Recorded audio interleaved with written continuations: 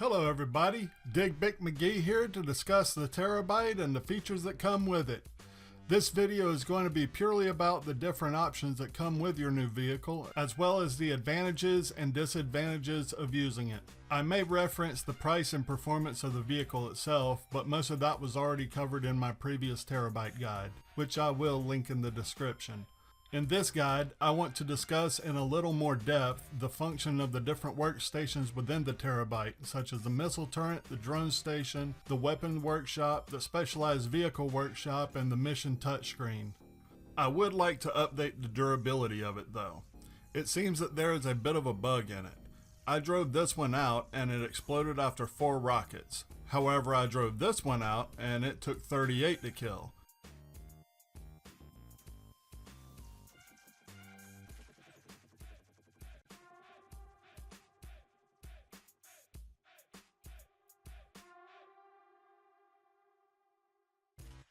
And this one I called in and it exploded after 34.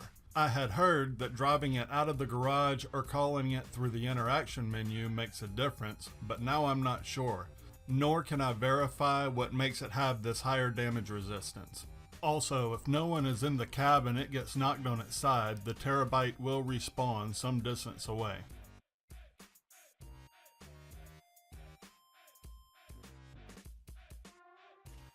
The first thing I'm going to talk about is the missile turret. I'm just going to tell you now it's just okay. It does seem to be able to fire up to 5 missiles at up to 5 different targets, but the targeting is squirrely at best, sometimes not even knocking on at all, and the reload time is very slow. On top of that, the missile tracking is pretty bad, on par with the homing launcher and buzzard rockets. However, it can lock onto players when they aren't in a vehicle, which is pretty sweet. The poor tracking and minimum distance keep this from being too OP in my opinion. It has trouble hitting helicopters, much less airplanes. It will hit ground vehicles for the most part, but it also has a pretty considerable minimum range. So all in all, if money isn't a problem, go ahead and get it because it does provide some kind of defense. It's great for trolling someone who started a stand your ground or similar challenge. However, I wouldn't rely on it to keep you alive. It would be better to have a friend watching your back, or if threatened, just hop on your MK.II oppressor and deal with the opposition like that. Considering it costs $297,000, I would give this a pass though if you're tight on money. Consider it a holdout weapon that will probably allow you to get killed anyway. The second station is your drone station. I will say that this thing is pretty fun to fly and it's ridiculously small and hard to hit. It has a taser on it that requires a few second recharge, a boost that speeds it up a little with a long recharge, and finally a self-destruct feature that requires you to hold down the button for a few seconds for a delayed detonation. The range on it isn't all that great, being limited to a few blocks, and it's pretty slow, going about the same speed if not slightly faster than the NPC traffic. It's also pretty fragile, landing too hard or bumping into things will break it. With all that said though, it's still pretty fun to sneak up on somebody and tase them. It's possible to shoot it, but I would chalk it up to luck if it actually gets hit. Its agility combined with its size means that only a player with sniper god tier aim is going to be able to take it out.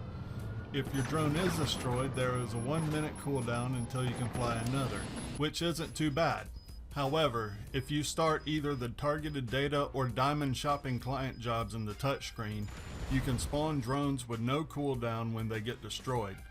You don't have to complete the mission and you get 15 minutes with targeted data and a half hour with diamond shopper to span as many drones as you could possibly want. The drones also don't show up on radar unless that person is in the same organization as you. As far as its usefulness, I suppose you could use it to troll that griefer that is trying to kill everyone in the lobby, or just troll other players in general, or you can use it when playing around with your friends. It isn't very practical, but it is fun to mess around with. Is it $815,000 worth of fun? Well, that's for you to decide. There's not much to say about the weapons workshop, except to say it's exactly the same as the one in the Avenger. Seriously, for $245,000 you get an exact replica. So logically, if you already have an Avenger with a weapons workshop, don't bother with this one. Unless of course you just have to pimp out your Terrorbyte. or you want the ability to mod and rearm your Mark II weapons no matter from which vehicle you happen to have out. Again, if you're tight on cash, skip this one. On the other hand, if you're planning on getting an Oppressor Mark II, then the Specialized Vehicle Workshop is a must-buy. It is the only way to mod the new flying bike. I will cover the Mark II in a future video, but let's just go ahead and assume that you want it, and you're going to need this workstation to make it awesome. The workshop also lets you store your new flying bike in your Terrorbyte, freeing up the space in your garages. Not a bad deal, even at a hair under $250,000.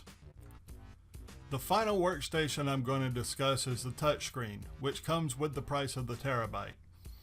Now this thing I have mixed feelings about. To access it, you must be registered as a VIP, CEO, or MC President. Once you're in, the touchscreen allows you to do two basic things. The first, which I think is a good thing, is the client missions. These missions are pretty fun to do and pay pretty well, ranging from $30,000 to I believe $35,000 each. They aren't too hard, but have some pretty interesting complexities to them which will make you want to play them at least a few times. When you finish one, 2 cooldown timers will start. For the mission you just completed, the timer will be 30 minutes. And the other timer will be for the other jobs, which will be at 5 minutes before you can start them. Think of them as a new extension of VIP work and challenges with a mini heist theme. The second function of the touchscreen is your business management options. I personally feel that this was very poorly done. What it does is allow you to start sourcing missions from your Terrorbyte. This sounds great, except for the fact that it doesn't allow you to monitor the levels of supply and product in your businesses. It doesn't give you a map of where those businesses are, nor does it allow you to buy product in the case of the MC and bunker businesses.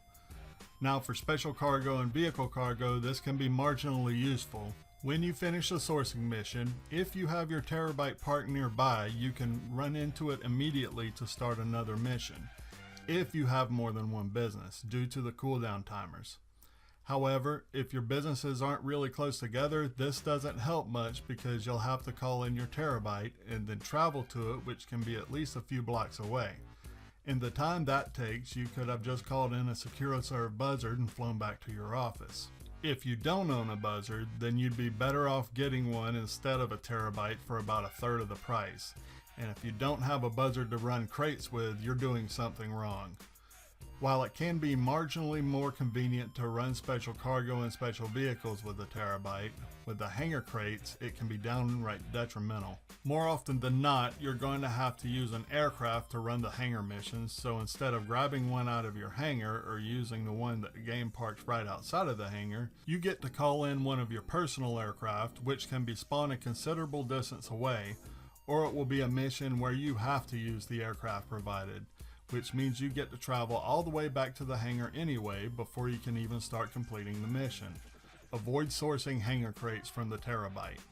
Finally, I'm going to lump the MC businesses and the bunker together because they are functionally the same.